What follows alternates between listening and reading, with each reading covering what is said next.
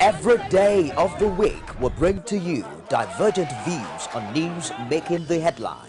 If people who commit crime are being rewarded with national honors, with national appointments, then where are we going in this country? It's not about whether it was Jonathan or whether you are going to have a Buhari. It's the kind of political structure we run. Sometimes it gets confrontational. We are talking about a Buhari who at 41 became head of state. The man did not exhibit the attribute of somebody that is strong intellectually. So, comrade, you're saying if you become governor, you're going to bring back Okada? Of course. You will bring back the market women on the streets? Excuse me, don't put words into my mouth. On Core Digest, we bring all of this to the court of public opinion, where you are the judge.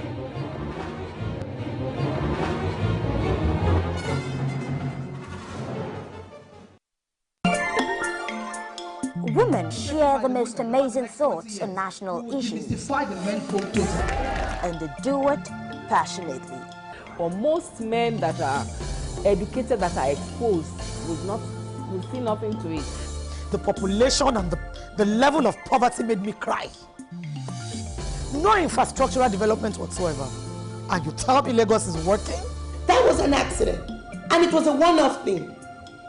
Other than that, there has never been any situation in Nigeria where a Nigerian attacked anybody just because of where they came from. Sharing the adorable word of women in politics every week, only on Core TV News. Every day, every hour, and every minute, news break in Nigeria. Things happen so fast, it's most times difficult to track and comprehend them. But that's what we do right here on Digi 360. 2015, would you want to come back again? It's like asking Jesus Christ if he knew he was going to die, will you want to come back as the savior of the world again? We do not just help you track the stories, we break them down, explore all the angles, analyze the issues so that you can fully comprehend the stories and use them to make the right decisions.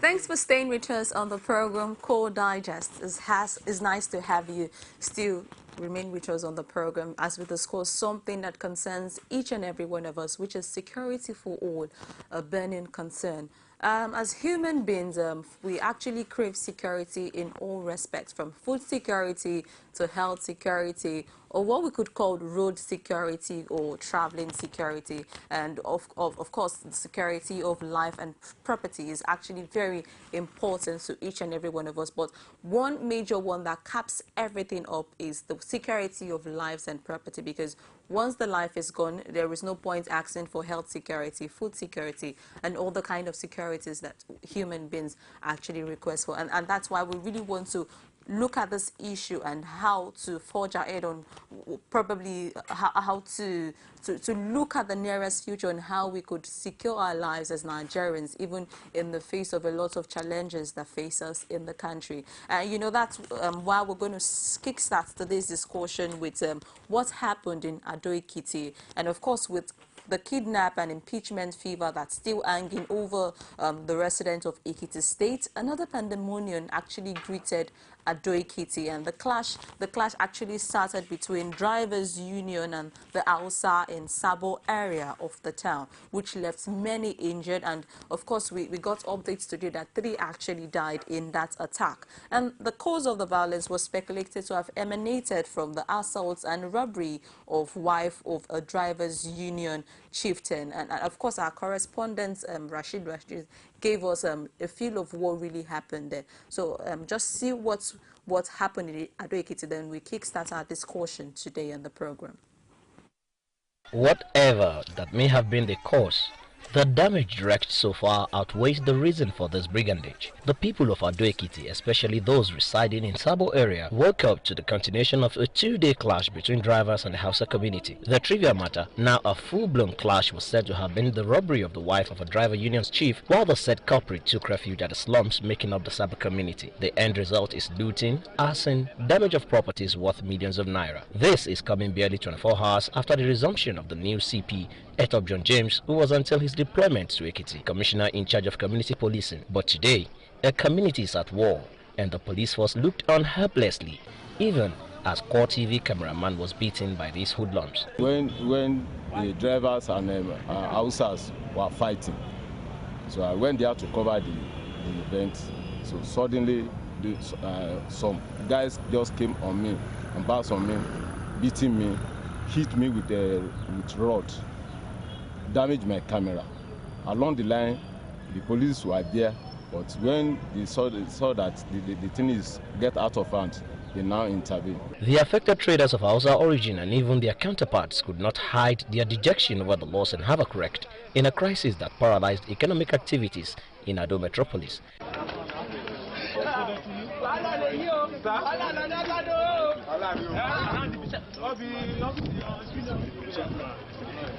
Demon, they call me, say they fight inside market.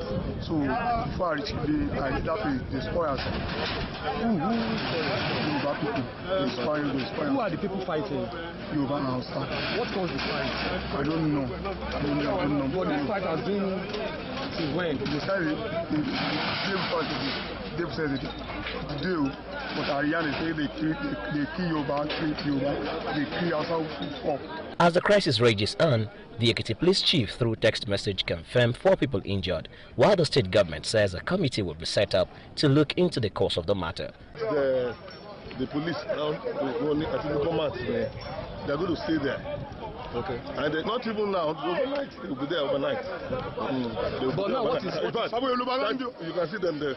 In fact, it's a long-standing crisis. It is just between the Hausa people and these hoodlums. So there is no clear-cut reason for such.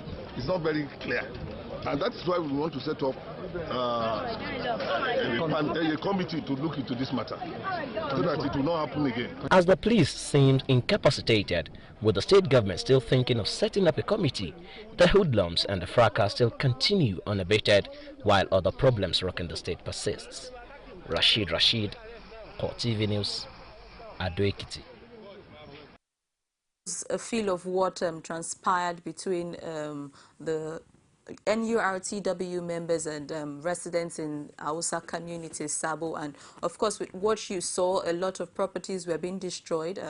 The papers has it today that 3 fear dead, and of course Core TV News cameraman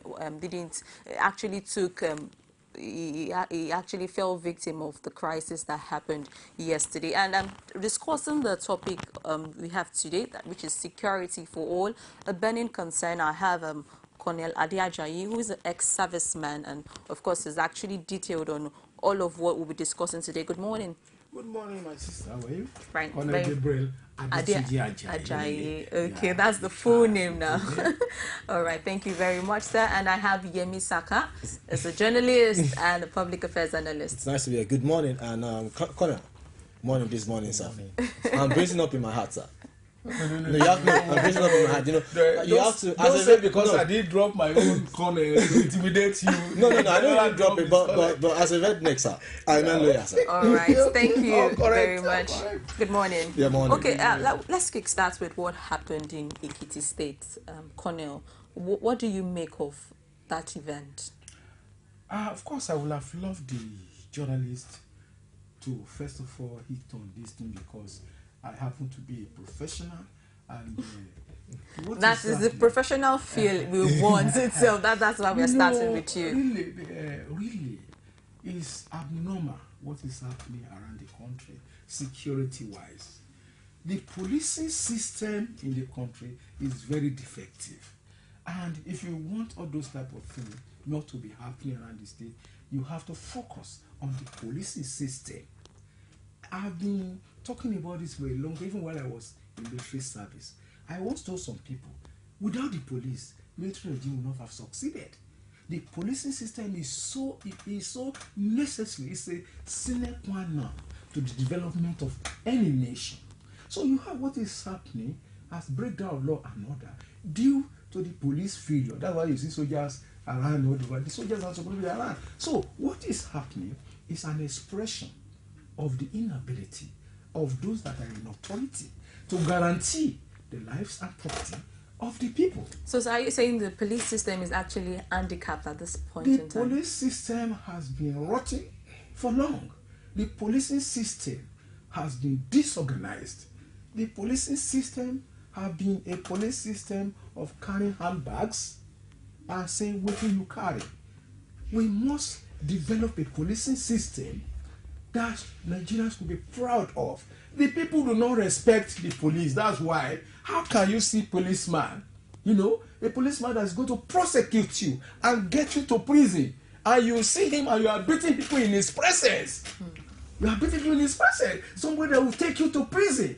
The police that are going to hide your crime from, you are doing it in his presence. YEMI SAKA, I want your input on this matter, because actually a journalist was actually beaten right in the presence of a policeman whom he expected that would give him cover when the whole crisis was happening. What do you make of this development? Well, we've seen worse cases happen in the presence of police officers and goes unpunished and unchecked. So it's not a new thing. It's not strange to see such a sight happening in Ekiti State.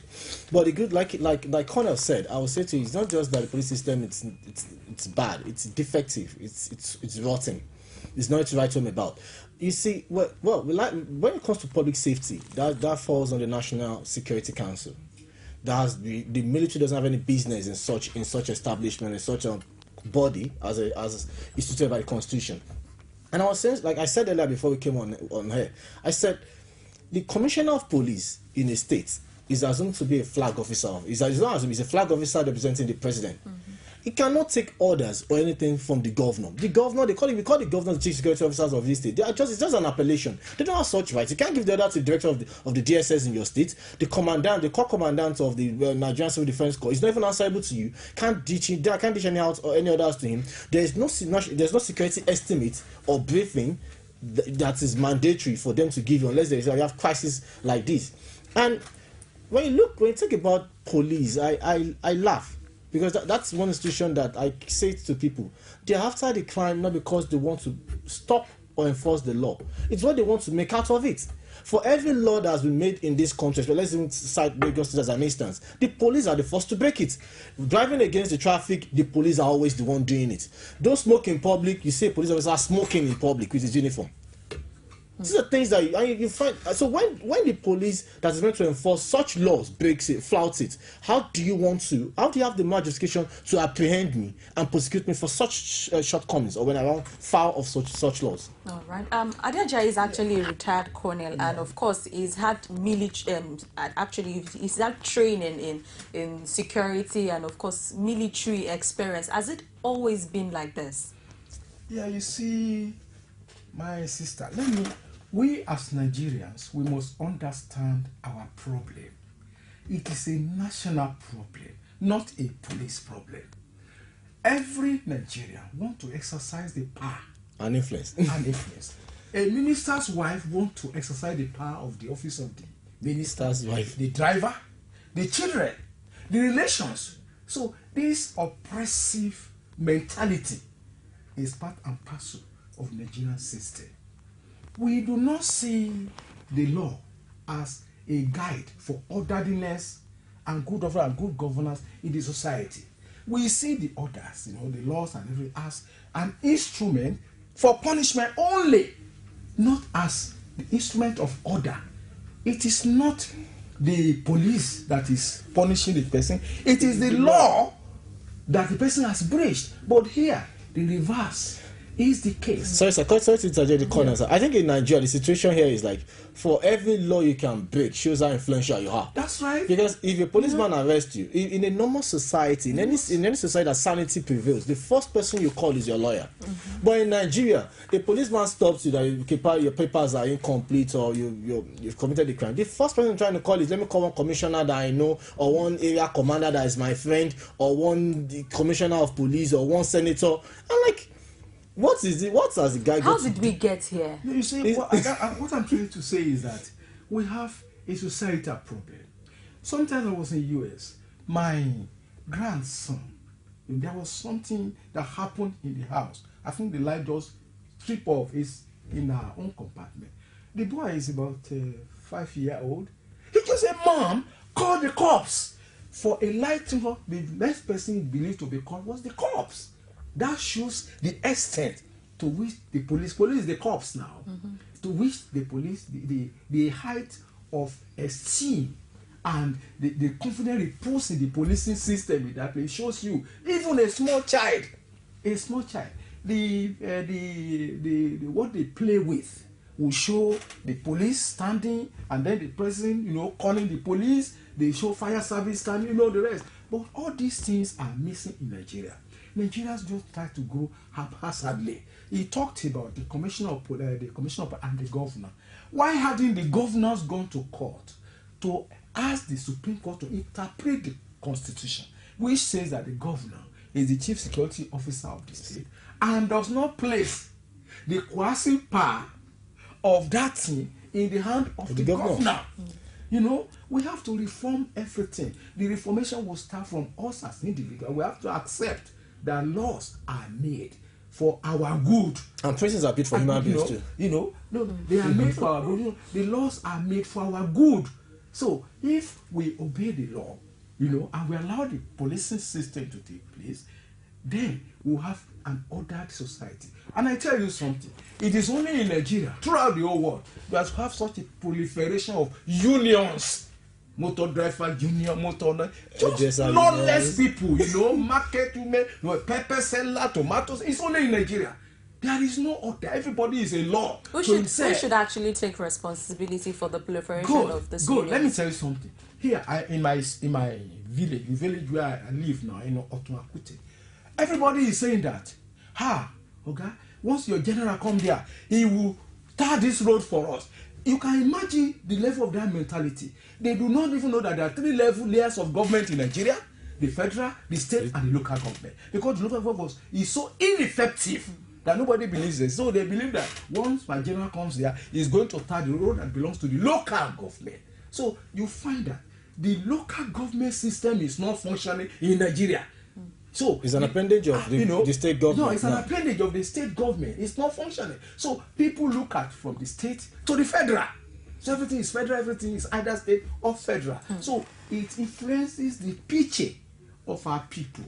And the responsibility we are supposed to take, we do not take it. And so those who are supposed to ensure that things go peacefully, they enjoy, from the distortion in the system. Yeah, they enjoy from the system. Okay. So they are not prepared unless all of us, and that's why some of us continue to say that we need a sovereign national conference, not a change of government. How about the national conference? That is resolutions of the conference. Those are just going around this thing. It's that sovereign national conference will be able to give us a true federal system.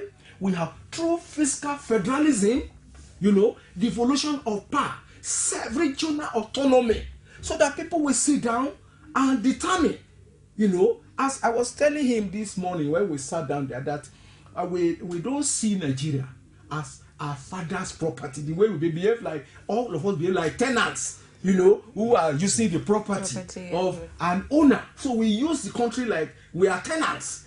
We must have something that we believe in, a degree of ownership. Yeah, degree of ownership, something we believe in, to make it that, this is our own. People that say, our great country, you see, it's only if somebody is earning from there, you hear the word from him anyway. God bless Nigeria. God bless Nigeria. But we must have something to believe in. The country must have a country that we all have faith in, and that's what is affecting all the security system. Everybody is looking for his own. Nobody wants to take responsibility. Nobody wants to be seen doing this one and not like that. So all is still, but on all of us to have a change of heart, attitudinal change as a nation. All right, Yemi Saka, still on security actually, based on the resolution of the National Conference that we should have state police, and of course retired colonel is not really seeing that as really the solution to the problem. Do you share the same opinion with him? No, I don't. No, I'm not saying there should be no state police. Of course, how will I say that as a security person? I won't say there is no state police. And let me correct one impression that people have. There was no time a decision was really taken to abolish state or regional police in this country. What General Hiroshi said on the 16th of January 1966 was that the policing system of the country will now come under the Inspector General of Police. And it was quite good because as a military government, it needed the police to exercise the power up to the remote command. And that time, the police had the facility that covered every local government in Nigeria. So it was quite in order for him to bring everybody, every police, whether regional police, whether local government police, whether the people, the ones in the north, to bring under the police system so that they will have proper control. So subsequently, the 1979 Constitution, now said there shall be a police force for the Federal Republic of Nigeria. Okay. And that is how it has continued. So if we can have not only police, all this vigilante group, all this, in America you have sheriff, you have all these. Let's have YEMI SAKA. I was going to say something. Fine. Colonel said something a while ago and said the later Commander-in-Chief Agoniwasi said they should be under the Inspector General of Police because the police has a structure. And one good thing here is to have the best of public safety, you rely on what they call human intelligence. And human intelligence, you get it from direct interaction with the people and the community. That is why some people clamor for state police or what have you. On the national conference, I believe it was just a waste of time and fun. Really? Yes. How? Because we have, and on the call, I also disagree with Colonel on the call for sovereign national conference because I believe the sovereignty of Nigeria has been defined. We have the Nigerian military, which represent that defines that. We have the police, we have the constitution, we have this form of government, we have our naira and kobo.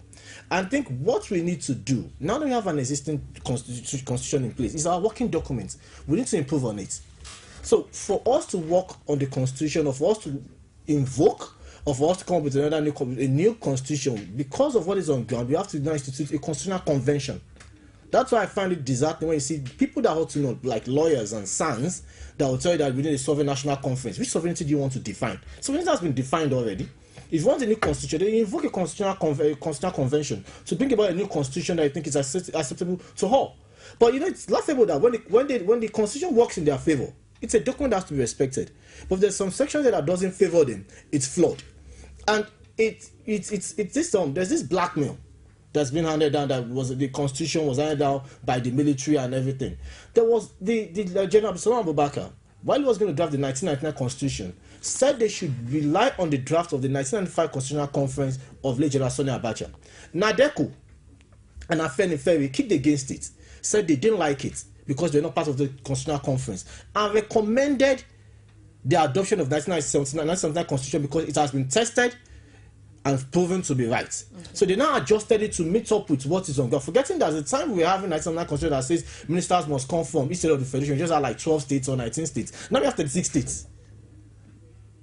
So we should stop blaming the military for that constitution. And now we have a National Assembly with the constitution powers to amend the constitution. Now it's still our law.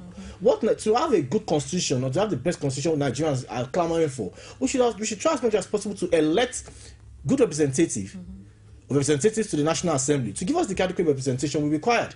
Okay. On the issue of suffering, it is not for the definition of the sovereignty of Nigeria. Why they use the word suffering is that when it means it comes in from the sovereignty of Nigeria, and it cannot be tampered with by a group of people, by any interested person. Whatever comes out of that place is authentic and can only be subject to referendum by the people of Nigeria. It is not a need to come and redefine the sovereignty of Nigeria. No, the word sovereignty means there that whatever is done there is done permanently under the sovereignty of Nigeria, so that there is nobody who will go and, for instance, like the other question you talked about. All right. Professor Yadudu was set up with about 6 people to sit down and fashion out. You included Nikitobi. Justice Nikitobi. He picked up all this, but Professor Yadudu sat down with some people. You could call this a constitution, Yadudu Constitution. He sat down with some people to amend it, and that's what we say we don't want, for a group of people to sit down and put what they like inside. And if they do that, there must be a proper referendum. People must be made to know. The United States of America, when the Constitution was drafted by the Continental Congress, they sent the thing to the 13 colonies at that time. They went through it page by page, line by line. What they did not like there, they pointed it out. And when there was so much of controversy, they now say, okay, let's solve this controversy. Let each state have its own constitution. Let us have its federal constitution. When there is a conflict, then the federal takes priority. And so that has been the case. And in the case of this, instead of that, what we have here is what we call a sidua, and the concurrent. Instead of, so they say, the concurrent belongs to federal and state, and the sidua belongs to the federal. So a lot of things are put in one part for the federal. How do you sit down in Abuja and go and be correcting and be doing something at Osborne in Lagos? We are too wide apart. So are you calling for more division, more division of powers? Devolution of power. Let the federal what I want really is for us to go back to what we were as of January 1966. Yeah, of course. I guess that's what the national confab, just concluded national confab, actually. Yeah, we go back promoted to that. So there that should be a lot of decentralization. Decentralization, so that people. I was just telling you that people in my say because I retired colonel, they say the general has come there, the general will tar the road. It is not the duty of the federal government to tar that road. It is supposed to be the duty of the local government. I was going to say something. When to achieve this, because when I said the Constitutional Conference was a waste of time, or the National Conference was a waste of time, there was no act of National Assembly that instituted it. And for us to even achieve what Colin is clamoring for, the National Assembly, because of what we have on ground, it's still our working document, have to institute such an act that will guarantee that whatever they discuss at the National Constitutional Convention is subject to referendum. If you keep on clamoring, when you bring the word sovereignty into it, it kills the agenda. If you want to achieve, because some people feel that it will remove power from there, that is not the correct thing. And it's not. That's not the. And a quick one. We've been through the Civil War, and as if we always want to delude ourselves. The last election polarized us more, so we can never go back to what we had in 1960 or 66. We can never the 2015 election polarized us more? Yes, along ethnic and religious divide. How? Let's face it, we've never had such divisive campaign in our history. Never. Did that really play out in the votes that Nigerians gave? It did. It did. The president-elect? This presidential election. It did. Not the president-elect. The presidential election, the election as a whole, reflected divisiveness or division among Nigerians. I think I see from a different point. I think most Nigerians really they want somebody who will be firm, who will exercise discipline, who, because of the perceived level of corruption, they feel somebody who will handle that. That's why they did what they did. I don't think it's because of anything. I don't think it is. I think it is because they want a change. They're looking for something, and they feel that maybe being a general, he comes nearer to somebody that will put his feet on the ground and say, "This is the road." I don't know what we follow. So you're saying Nigerians want to be treated like children? Not really like children. They want somebody who we call a spade. Who we, Are you saying previous leaders have not been good? I'll give you an example. Very Some people have been on EFCC trial since 2004 till today. It has never been restored. No, but that's the judicial system. No, I'm coming. It's part. You cannot isolate. The judiciary is part of Nigeria, and the judges are also Nigeria. They are also part of Nigeria. They have the same perception. They have everything. So unless our own problem as Nigerians are settled holistically, it will not affect every segment. Now, YEMI SAKA, aside from community clash like we had in Ekiti, kidnapping is actually on the rise, armed robbery, and of course with the insurgency making a mess in the country. Now, would you ascribe this development as a function of the failed system we have now, or the failed government system? So, no. It boils down. I'll borrow the word from the military, and it's like this: we have a commander-in-chief that lacks command and control, C-square. Because if he has it in him, it will water down. And during the days of there was a time I came on social media, I said I caused the day General Sani Abacha died. Because when General Sani Abacha was there, I can't see one ragtag army that will take an inch on sovereignty of Nigeria. Now I talk of communities, 14 local governments. So so it shows that the national security has been shredded to pieces or nothing, that has affected the public safety, because you derive your public safety from national security. Because because once your sovereignty is protected, that's when you can that's where you derive your public safety from. So when the sovereignty is being threatened, the national security is not there, or has now become national insecurity.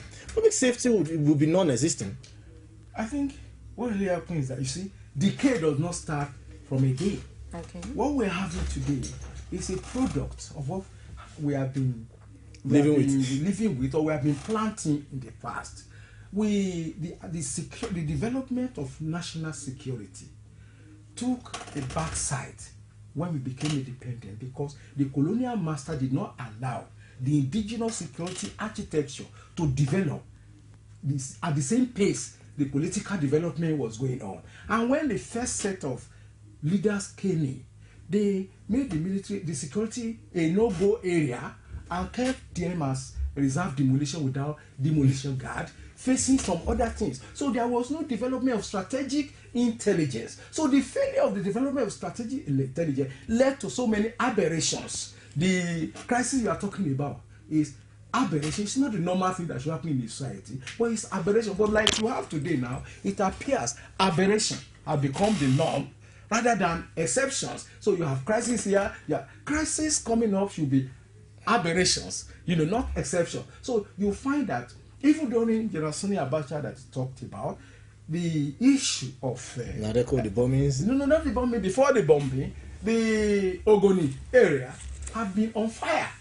I've been on fire. We work on that. I've been on fire, and I was trying to point out then that this aberration we have, if we do not take time, the aberration will become the norm as time goes on. If we do not develop strategic intelligence, that we should build a nation whose first line of defense should be intelligence. If we build that, most of the things that we have today might not have. But during the long years of military regime, what we had was the security system based on tenure survivor of incumbent administration rather than national security. If you flash back to what happened, if you flash back to what happened at the tail end of 2014, where we had military men burn BRT buses because one bus actually killed one of them.